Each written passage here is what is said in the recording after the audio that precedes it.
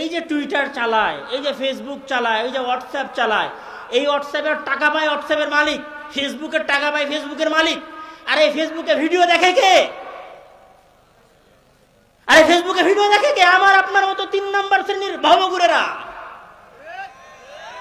যার কাছে সময়ের কোনো মূল্য নাই। ওই একবার ফেসবুক খুলেছে, এরকম করে খুলেছে তো চেয়ারের উপরে বসে থেকে চালাইতেছে ফেসবুক চলতেছে 2 ঘন্টা। আর দাখিল পরীক্ষা সামনে, এসএসসি পরীক্ষা, বলছে 5 মিনিটের জন্য একটু ফেসবুকটা চালাই। 5 মিনিট মনে করে ফেসবুক হাতে নিয়েছে, দেখে আধা ঘন্টা নাই। সেই আধা ঘন্টায় কে টাকা উপার্জন করে নিয়ে গেছে?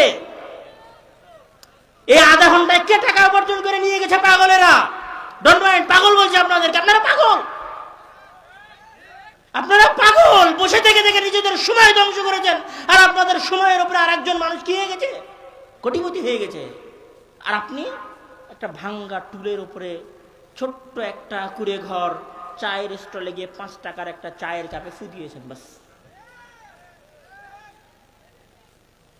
বর্তমান সময়ের সবচেয়ে বড় একটা গেম আছে, গেমের নাম হচ্ছে পাবজি। পাবজি গেম কে খেলে? আচ্ছা, এদের আরো এরা কত নিচে নেমে গেছে আমি সেটা দেখাই। এরা তো দেখে আবার কি করে জানেন? ওই পাবজি গেম যে ছেলেটা খেলছে, মানে এখানে আবার 2 ধরনের মানুষ আছে। একটা হচ্ছে পাবজি গেম শুধু খেলে, আর একটা হচ্ছে পাবজি গেম খেলে টাকা ইনকাম করে।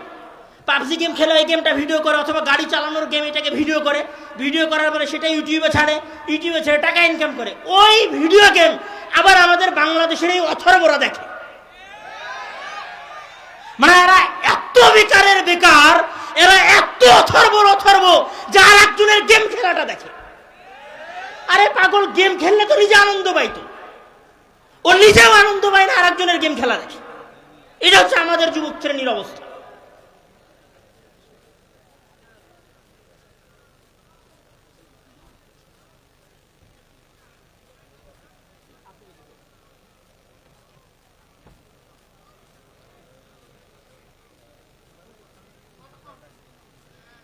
এইটা হচ্ছে আমাদের যুবক শ্রেণীর অবস্থা। এই জন্য এখানে কি হয়েছে জানেন? আচ্ছা, আপনি যে ইউটিউব আছে না, ইউটিউবে এখন ব্লগার আবিষ্কার হয়েছে। ব্লগার কি? ব্লগার হচ্ছে, শোনেন প্রিয় দর্শক বৃন্দ, আমি এখন ভাত খাচ্ছি, এই যে দেখেন আমার সামনে গরুর গোস্ত আছে, মাছ আছে, আর এই বাঙালি ভাত খাওয়ার ভিডিও দেখে। আরে ভাত, ওই গোস্ত খাওয়ার ভিডিও দেখছে। আল্লাহর হস্তে যদি মাসে 1 দিন বা 2 দিন গোস্ত খাইতে পারতো, গরুর গোস্ত কিনে, তাও একটা কথা ছিল। ওই বগুড়া অঞ্চলের সবচেয়ে গরিব ঘরের সন্তান, ওর বাপ সপ্তাহে 1 দিন গোস্ত কিনে খাওয়ার সক্ষমতা রাখে না। আর ওই পাগল কি করে? আর গোস্ত খাওয়ার ভিডিও দেখে বসে বসে। ও জানিস আজকে না অমুক ব্লগার, ওর নাম হচ্ছে অমুক, আজকে দুবাই ঘুরতে গেছিল, দেখ দুবাই কত সুন্দর। ওইখানে বসে থেকে আর দুবাই যাওয়ার ভিডিও দেখে, পাগল। আর এর ওই ভিডিও দেওয়া দেখে ওই যে পাগল যে ভিডিও দেখতেছে, মানে আমার আপনার মতো অথর্ব, আমার আপনার মতো পাগলের আমরা যে ভিডিওটা দেখতেছি, ওই ভিডিও দেখায় টাকা উপার্জন করতেছে। ওই টাকা উপার্জন করে ওই বাড়ি বানাচ্ছে, ওই টাকা উপার্জন করে ওই বিদেশে ঘুরছে। আর আপনাকে বলছে, সম্মানিত দর্শক মন্ডলী, আপনারা আবার আমাদের সাথে থাকবেন, আমরা নিয়মিত আপনাদেরকে আমাদের আপডেট দিব।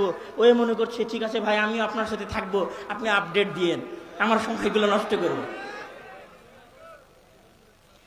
এখানে আরো একটা জিনিস বোঝেন, শুধু হাসির জন্য বলছি না, বাস্তব কথা বলছি, আফসোস করার জন্য।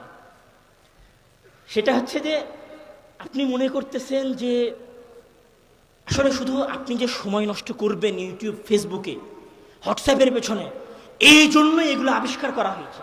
একটা প্রশ্ন করি আপনাদেরকে, আচ্ছা ইউটিউবে যখন নোটিফিকেশন আসে ওপরে, মেসেঞ্জারে যখন নোটিফিকেশন আসে, ফেসবুকে যখন নোটিফিকেশন আসে, তখন ওই নোটিফিকেশনগুলো লাল আসে কেন?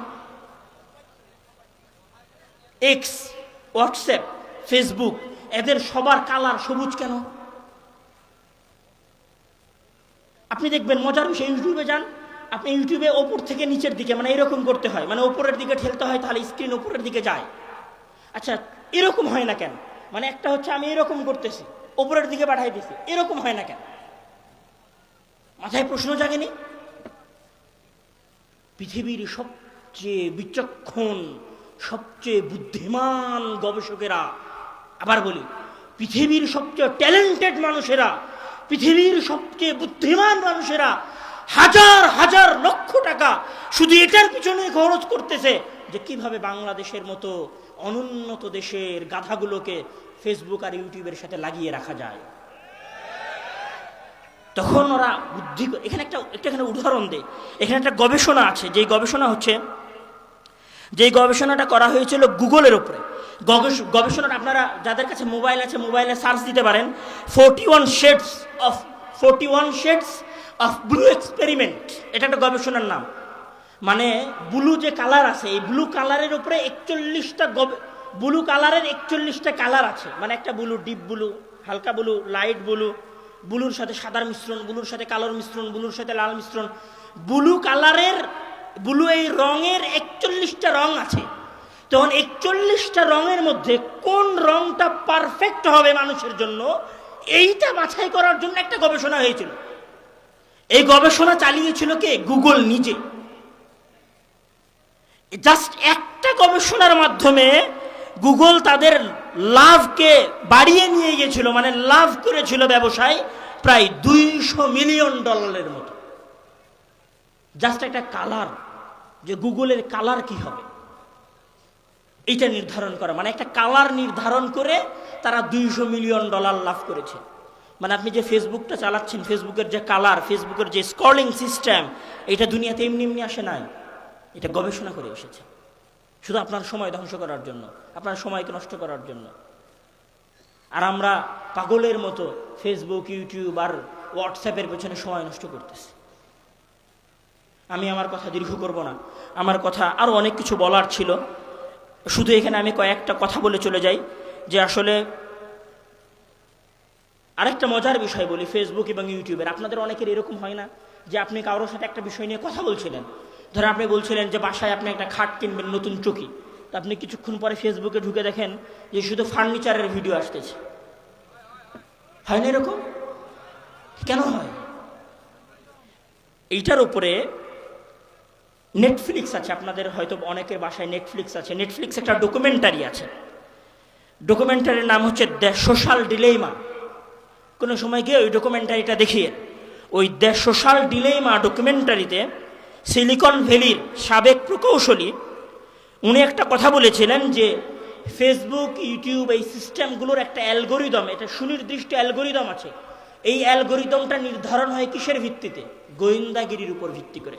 মানে এই মোবাইল আমাদের কথা শোনে, আপনার কম্পিউটার আপনার কথা শোনে, সুতরাং আপনি যা বলেন, আপনার আকর্ষণ, আপনার আগ্রহ ওরা অনুসন্ধান করে। আপনার আকর্ষণ আর আপনার আগ্রহ অনুসন্ধান করার পরে ওই ধরনের ভিডিওগুলো খালি আপনার ইউটিউবে আসে।